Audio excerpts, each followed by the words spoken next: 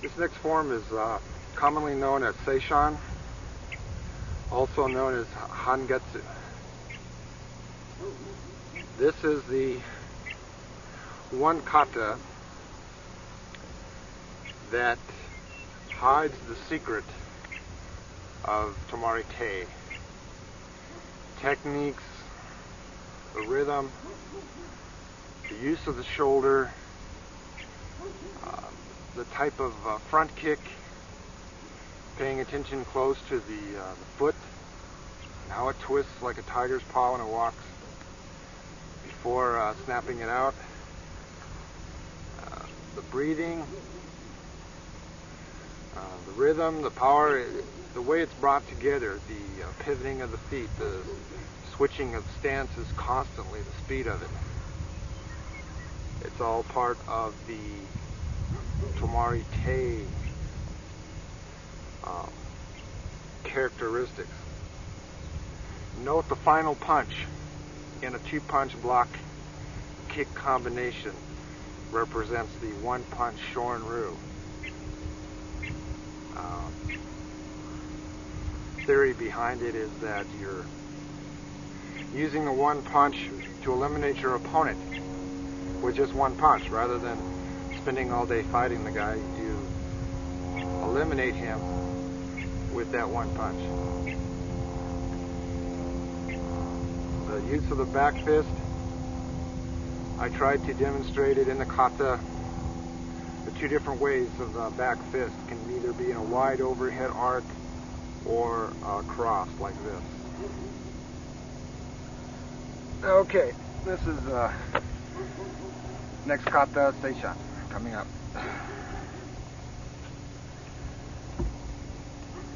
Oh yeah, I forgot to mention the use of this technique here is very important. The hand is in the position as if you're wearing a sai. The sai is a weapon that's characteristic of the Tomari-te. It's the symbol of Tomari-te, the sai.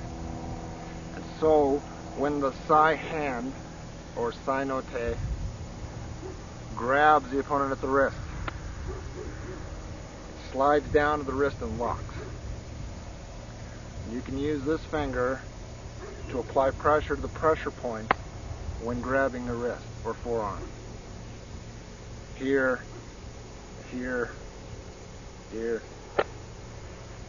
Trapping, just like the wing of the sai traps a weapon, this traps the opponent's striking hand.